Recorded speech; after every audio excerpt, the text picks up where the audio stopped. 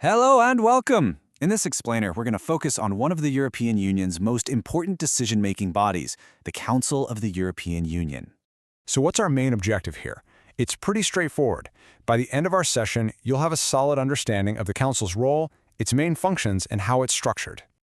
Okay, so at its very core, what is the Council of the European Union? Well, you can think of it as the institution that brings together government ministers from every single EU country.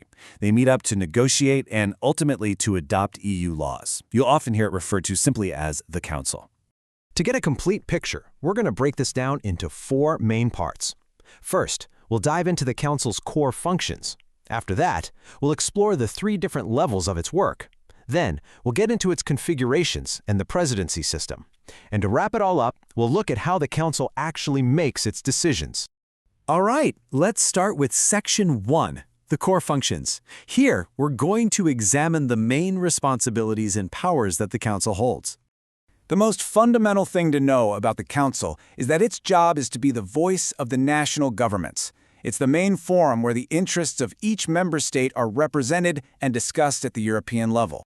The Council's responsibilities really cover 5 key areas. It plays a central role in negotiating and adopting EU laws, usually working alongside the European Parliament. It also finalizes international agreements for the EU.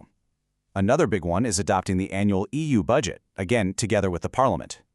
It's also responsible for developing the EU's common foreign and security policy.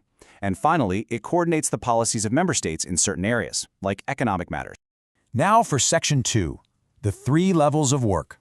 This part is all about the process, how a proposal makes its way through the system to become a final decision. So, this process works on 3 main levels.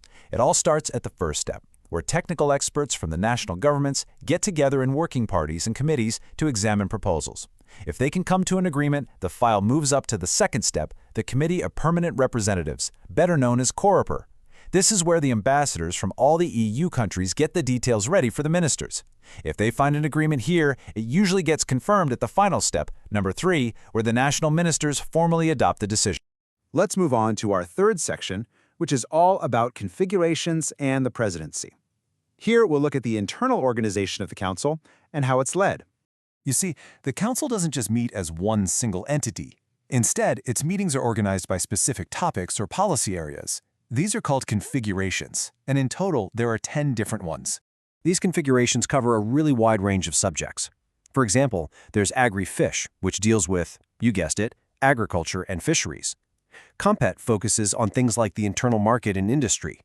Ecofin is where the finance ministers meet to discuss economic and financial affairs. ENV is all about the environment, and EPSCO handles employment, social policy, health, and consumer affairs.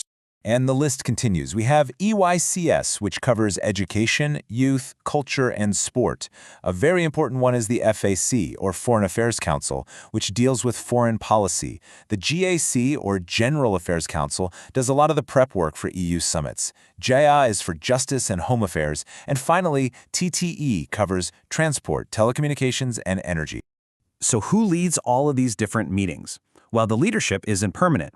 The presidency of the Council actually rotates between the EU member states every 6 months. The country that holds the presidency is in charge of chairing meetings at every level, which is a key role in pushing forward the EU's legislative work and keeping the agenda on track. And that brings us to our fourth and final section, how the Council takes decisions. Here, we'll get into the voting methods and see how they've changed over time. Now, a really key aspect of how the Council works today is its voting system. About 80%, so the vast majority of all EU legislation, is adopted by something called qualified majority voting. What this means is that they don't always need a unanimous vote, which really helps to make the decision-making process much more efficient. Of course, the Council's role has changed a lot over the years. It first came into being back in 1958 with the European Economic Community. A huge shift happened in 1993 with the Maastricht Treaty, which gave the Council new policy areas to manage, like foreign policy and justice. Then in 2009, the Lisbon Treaty significantly expanded the use of that qualified majority voting system we just mentioned, which was another major step in its evolution. All right, we've covered a lot of ground. Let's quickly go over the key takeaways from this explainer. So, to summarize, first, remember that the Council represents the governments of the member states. Second, its core functions are broad, from negotiating laws and adopting the budget to setting foreign policy. Third, its work is structured in a three-level process that involves experts, then ambassadors, and finally ministers. Fourth, it meets in 10 different configurations based on the policy area. And last but not least, most of its decisions today are made using qualified majority voting. This educational guide is one part of a structured module on the European Union. Additional explainers covering other EU institutions and topics are available in the corresponding playlist.